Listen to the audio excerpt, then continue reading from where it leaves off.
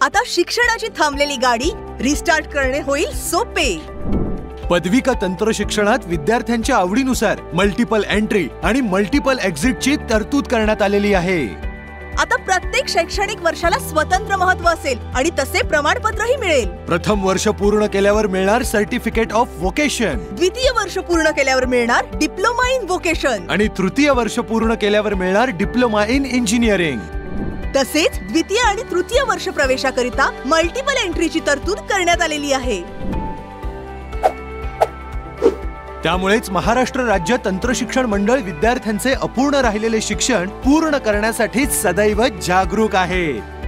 तंत्र शिक्षणाचं नवयुग, राष्ट्रीय शैक्षणिक धोरण 2020। अधिक माहितीसाठी संपर्क साधा www.msbte.org.in किंवा www.dte.maharashtra.gov.in वर।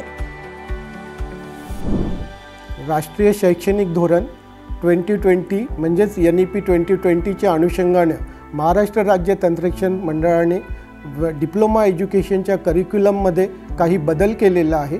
ज्या करिक्युलमला के स्कीम नाव दिलेलं आहे, तर त्यातला एक महत्त्वाचा बदल म्हणजे मल्टिपल एंट्री आणि मल्टिपल एक्झिट सिस्टीम।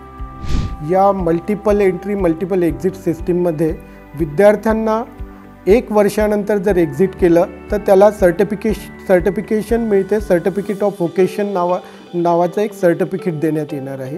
त्याच्यानंतर जर दुसऱ्या वर्षानंतर जर विद्यार्थ्यांनी एक्झिट केलं तर त्याला डिप्लोमा इन वोकेशन नावाचं सर्टिफिकेट मिळेल। आणि तिसऱ्या वर्षानंतर तर 3 वर्षाचा कोर्सच असतो, 3 वर्षानंतर जर त्यांनी कंप्लीट केला तर त्याला डिप्लोमा इन इंजिनिअरिंग नावाचं सर्टिफिकेट मिळेल। याचाच अर्थ असा आहे की विद्यार्थ्याच्या प्रत्येक वर्षाला महत्त्व दिलेलं आहे।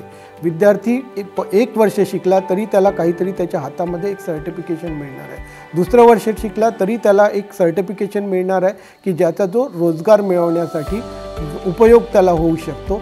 तर अशा तऱ्हेनं जे आहे विद्यार्थ्यांना जर त्याचप्रमाणे नुसतं एक्झिट करण्याचाच ऑप्शन नाही आहे, तर त्याला एंट्री करण्याचा सुद्धा ऑप्शन दिलेला आहे की 1 वर्षानंतर तो गेला, त्याच्यानंतर 2-3 वर्षानंतर जर त्याला परत करायचं असलं सेकंड इयर तर परत तो सर्टिफिकेट घेऊन येऊ शकतो, हा कोर्स करू शकतो, त्याचा डिप्लोमा कंप्लीट करू शकतो। 2 वर्षानंतर गेला आणि परत 3rd इयरला डायरेक्ट तो येऊ शकतो। अशा प्रकारची सिस्टीम, अशा प्रकारची संकल्पना ही जी आहे ही यापूर्वी नव्हती। यापूर्वी विद्यार्थ्यांनी जर डिस्कंटिन्यू केलं तर पूर्णपणे ते डिस्कंटिन्यू व्हायचं। तर हा विद्यार्थ्याचा हिताचा जो निर्णय आहे, विद्यार्थ्याच्या हिताची जी संकल्पना आहे, या NEPच्या माध्यमातून MSBTच्या करिक्युलममध्ये त्याचा अंतर्भाव केलेला आहे।